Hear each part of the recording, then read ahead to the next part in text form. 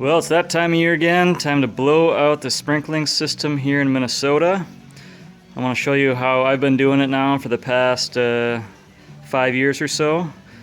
I have a Craftsman 27-gallon 7.2 SCFM at 40 psi. A little on the lower end for a sprinkling system, but if you have a small sprinkling system with 6 zones or less, relatively flat yard, that should be fine. Any 33-gallon pump will probably work. 30-gallon tank, that is, will probably work just as well.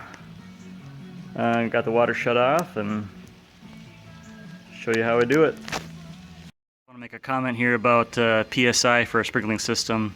I mentioned earlier that a 33-gallon tank is probably sufficient, and it probably will be. It's not really pressure that's important, it's volume of air.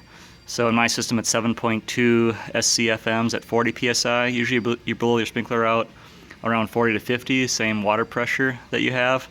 So anything above that, ideally you want to get around the 8, 9, 10 SCFM range, but then you need to get a pretty big tank, and it might not be on wheels.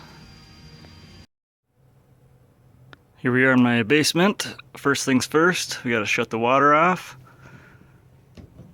Kind of important. So this is the valve I put together to blow out the sprinkling system. They didn't have a one-piece setup, so I had to combine a few pieces, but got the garden hose connection on this end, going into a shut-off valve here. National pipe thread, I'm not sure what size this is, reducing it down to a female pipe thread. Another fitting going in here, and then a 1/4-inch air compressor fitting here.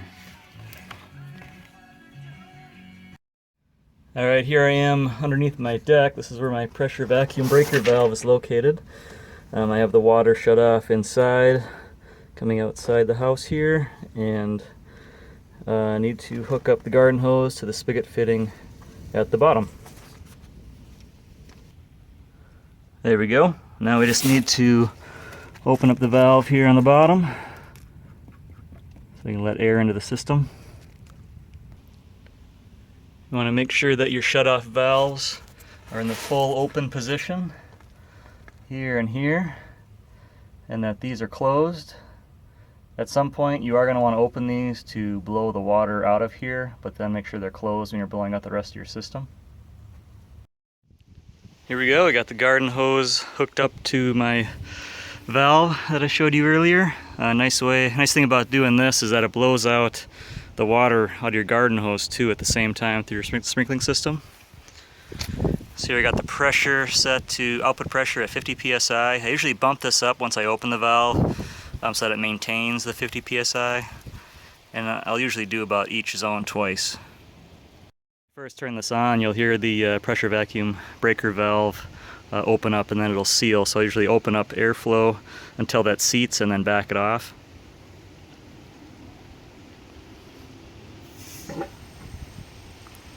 Oh, you barely heard it there.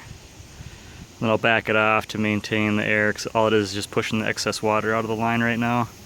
The second time around I'll do full open.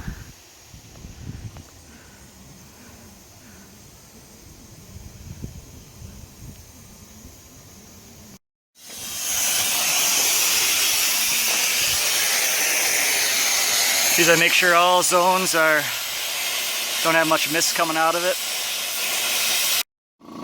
So to let it recharge, all I have to do is shut off the air. So now, depending on how many zones you have, once you blow out all the water, it's going to have a hard time keeping up, and you're not going to be able to maintain that PSI. At that point, your heads start to sink back into the ground, and that's when I shut it off. You can see right now the pressure is barely staying at about 25, so now I'll shut it off and let it recharge for the next zone. Always make sure when you turn on the air that you walk through the zone, make sure there's air coming out of all of the heads, especially the last one. Sometimes that's where the water's getting pushed out last. Sometimes it could be a clogged head that just isn't letting air or water out, which can cause you problems in the spring. So make sure you walk out, check it out, make sure it's mostly air coming out or mist. This is still pretty wet. I'll come by again after it's charged up again and hit it, and this one should be good. Once you've drained the compressor on that zone, you can come back to your controller, shut that zone off, go to your next zone, and turn that on. And you keep cycling through that until you get through all your zones. Walk around, check out your heads, make sure they're blowing out air. Get to know the routes of your sprinkling system.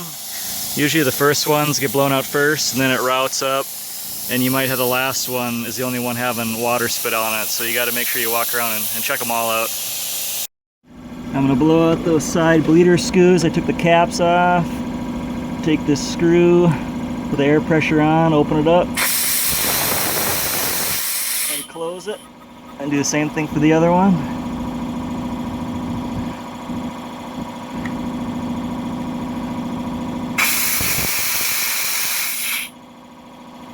Done. Alright, once you have all your zones blown out, go back to your valve, disconnect your hose, leave this nut shut, not full the way open, but about halfway or so. Take your shutoff valves and orient them 45 degrees. This saves the valves from any winter damage, and don't forget about these. I blew these out earlier. You also want these at 45. And you're good to go. Winterized.